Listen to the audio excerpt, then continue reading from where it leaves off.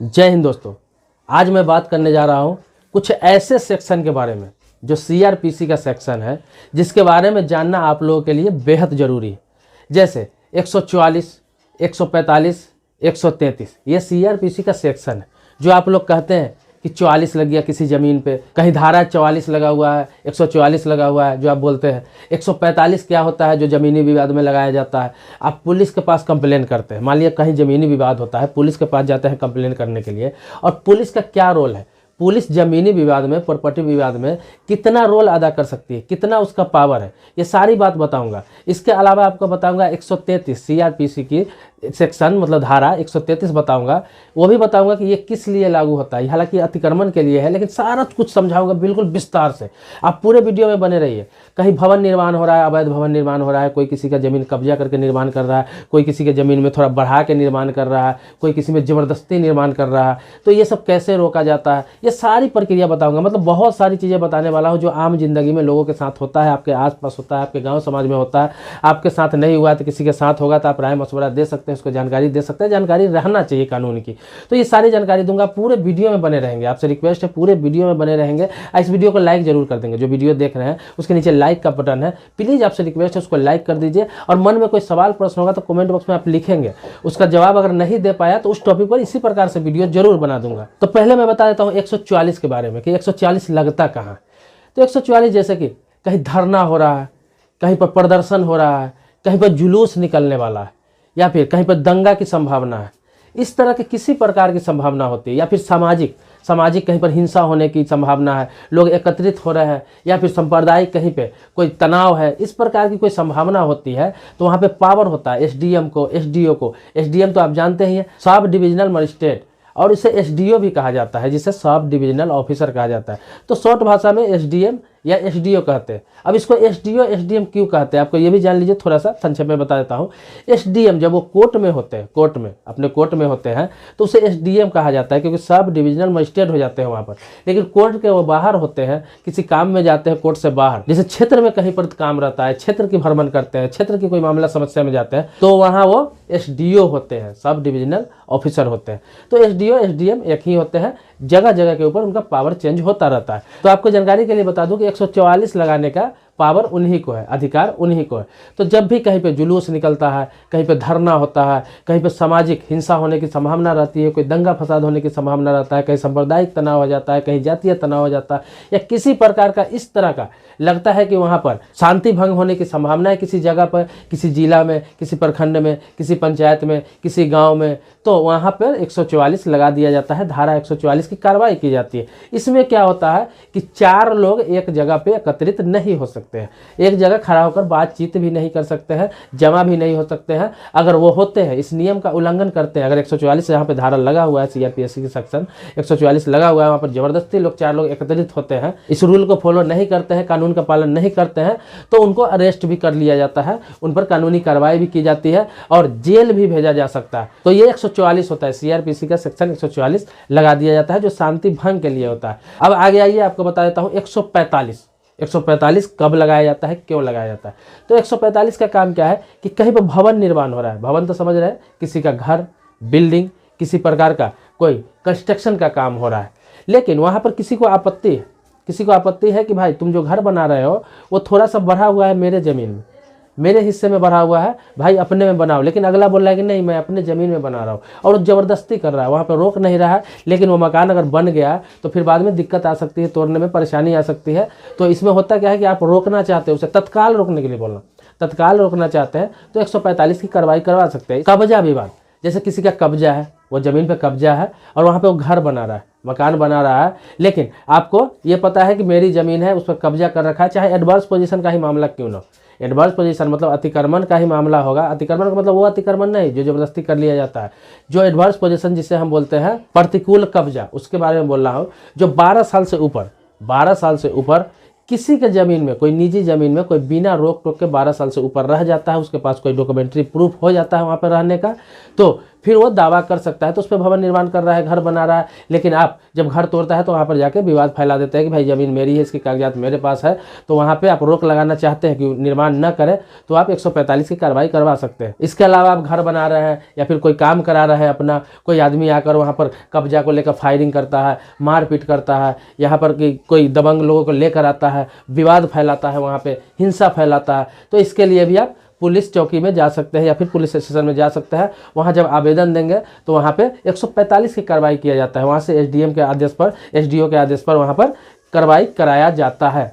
किसी प्रकार का मतलब जमीनी विवाद से संबंधित कोई भी जब मामला होता है, शांति भंग होने की संभावना रहती है, हिंसा होने की संभावना रहती है, या फिर हिंसा हो जाता है, या फिर कंस्ट्रक्शन के काम पे रोक लगाना होता है, भवन निर्माण के काम पे रोक लगाना रहता है, किसी का घर बन रहा है ज़बरदस्ती अपने बढ़ा के बना रहा है, उस पर रोक लगवाना होता है कि मैं माफ़ी करवाऊंगा तभी बनने दूंगा, या फिर मैं इसको क्लियर करूंगा तभी बनने दूंगा। तो इस अवस्था में अगर ज़बरदस्ती बना रहा है तो उसे रोकने के लिए 145 की कार्रवाई होती है। इसके लिए आपको पुलिस स्टेशन में आवेदन देंगे या फिर एसडीएम के पास डायरेक्ट भी आप आवेदन देंगे तो 145 की कार्रवाई वहाँ पर की जाती है और वहाँ पर रोक लगा दिया जाता है, जो सीआरपीसी के सेक्शन 145 होता है। जिसे लोग कहता है अक्सर कुछ होता है तो 44 लग गया उसके घर पे, वहाँ पे विवाद हुआ था ज़मीन का, 44 लग गया। वह 44 नहीं होता है, ना ही 144 होता है, वो 145 होता है। 144 होता है शांति भंग, जो सामाजिक रूप से शांति भंग हो रहा है, जुलूस निकल रहा है, कहीं पे रैली निकल रहा है, कहीं पे दंगा होने की संभावना है, कहीं पर हिंसा होने की संभावना है, उस शांति भंग में 144 लगा दिया जाता है कि लोग एकत्रित न हो। लेकिन जब जमीनी विवाद होता है, प्रॉपर्टी का विवाद होता है, कोई भवन निर्माण का विवाद होता है, तो उसमें रोक लगाने के लिए, तत्काल रोक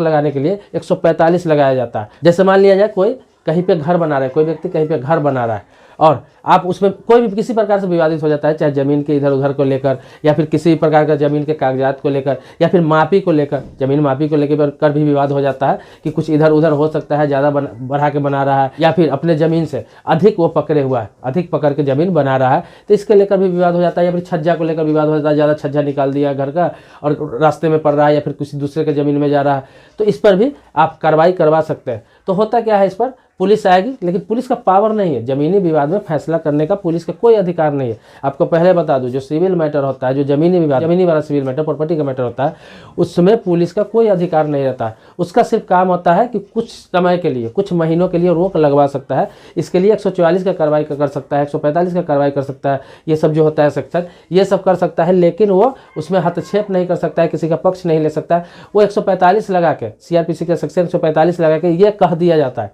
ये कहा जाता है कि अब भाई आप कोर्ट जाओ और वहाँ समझो। तो आप एसडीएम के पास जाएंगे, एसडीएम दोनों को नोटिस करेगा, वहाँ बुलाएगा कागजात लेके, कागजात सही पाया गया या गलत पाया गया, उसके आधार पर आपको बोला जाएगा, दोनों पार्टी में से किसी को बोला जाएगा या फिर दोनों को बोला जाएगा कि भाई आप दीवानी अदालत जाइए, सिविल कोर्ट जाइए और वहाँ पे मुकदमा कीजिए। वहाँ पे जो क्लियर होगा, वहाँ से जो जजमेंट आएगा, उसके आधार पर आप काम करा सकते हैं। लेकिन फिलहाल 145 लगा के एसडीएम रोक लगा देता है। वो होता क्या है कि जिसके कब्जे में 2 महीने से, जब वो विवाद हुआ उससे 2 महीने पहले तक का जिसका कब्जा होता है, तब तक उसी का कब्जा माना जाता है। एसडीएम कोर्ट के द्वारा तत्काल प्रभाव से उसी का कब्जा माना जाता है। 2 महीने पहले तक जिसका कब्जा था, मतलब 2 महीने पहले से अभी तक जिसका कब्जा है, उसी का कब्जा माना जाता है और उसी के कब्जे में वो प्रॉपर्टी रहता है या ज़मीन रहता है या फिर जो भी रहता है। और उसके बाद कोर्ट में केस चलता है, जब जजमेंट आएगा तो क्लियर होगा कि भाई किसका है, वो बात की बात है। ये एसडीएम जो 145 लगाते हैं, 144 लगाते हैं, ये 3 महीना से लेकर 6 महीना तक उनका लगाने का पावर है। इतना दिन तक वो लगा सकते हैं रेगुलर। अगर ज़्यादा संभावना रहता है हिंसा का तो वो समय दर समय बढ़ा भी सकते हैं। ये उनका अधिकार है, उनका पावर है। अब बताता हूँ 133 क्या होता है। सीआरपीसी के सेक्शन 133 के बारे में जान लीजिए। ये होता है अतिक्रमण के लिए। अब अतिक्रमण सरकारी ज़मीन पर जो अतिक्रमण होता है उसके लिए होता है। जैसे कि मान लिया जाए कहीं पे सरकारी ज़मीन, पार्क, स्कूल या फिर किसी प्रकार का फील्ड है, रोड है, नाला है, कुछ भी है, उस पर अगर किसी ने अतिक्रमण कर लिया, अतिक्रमण का मतलब आप समझते ही होंगे, अगर नहीं समझ रहे हैं तो समझ लीजिए कितने प्रकार का अतिक्रमण होता है।